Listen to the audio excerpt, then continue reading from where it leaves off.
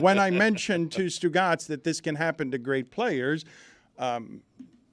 Luka's performance allows us to not look anymore at Kyrie's performance in the first two games. I have found hugely interesting what Kyrie is saying publicly. I have not seen a lot of athletes do this when the Piranha are feeding, when you're 0-13, he had been against the Celtics since stepping on the Leprechaun. And he was talking about the self-doubt involved in going into Boston and not fitting in what he's calling a cult. And he's taking his responsibility for that, Stugotz, in a way that is refreshing and, to me, surprising. Let's listen to Kyrie Irving here before he heads back into Boston, because I was telling you, Stugotz, that when the history is written right in front of us on who these people are, Kyrie Irving has an opportunity tonight to do something really special and memorable by simply being the Kyrie Irving that he can often be. I did want to get back to and circle back around on this Kyrie Irving sound, Stugotz, that I wanted to play for you, because I do think it's unusual. It will buy him nothing tonight. Boston hates him, and when Boston hates, you don't really want to be on the end of Boston hating. It's a cruel and unpleasant thing for anybody to be on the end of, but a black athlete being on the wrong end of Boston's hate is particularly unpleasant. But whatever Kyrie Irving's scars are here, Stugotz, I do think that the stomping of the Leprechaun, the going 0-13 against the Celtics since then, Kyrie Irving returning to Boston, I don't know that there's a more unpleasant feeling that anyone tonight would be overcoming than him.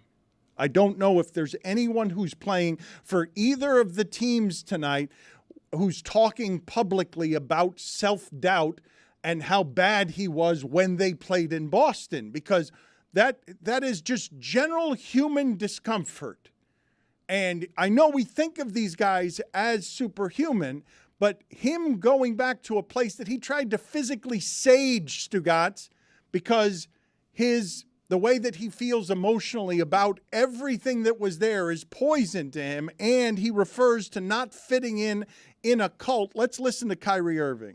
They have championship pedigree here. They've shown it for years. They're one of the most winningest franchise in all of sports. So you have to show your respects here, and I think that's what I struggled with initially, was figuring out how I'm going to be a great player here while winning championships, while also leading a team and selflessly joining the Celtics organization or the cult that they have here. And that's what they expect you to do as a player. They expect you to seamlessly buy into the Celtics pride, buy into everything Celtics, and if you don't, then you'll be outed. And I'm one of the people that's on the outs. That sounds humbled to me, and it will buy him nothing. Nothing. It will buy him poorer treatment from the Celtic fans because he called them a cult. I don't think it's going to be any poorer than it's been. I think they're might at thank maximum. him for being humble. I think they're maximum. They're not going to thank him for anything. Thank you for being humble in your last press conference. There is one dude, like two fans in Celtics pride garb, saying, "Hey, wait a second. He made a pretty nuanced point that showed his own personal growth. Maybe we shouldn't say that about his family." Let's grow too. Let's grow. No, like telling the let's crowd. keep thinking. Keep working it out. Keep seeing if you can find a chant that helps two fans in Boston celebrate Kyrie Irving's maturity.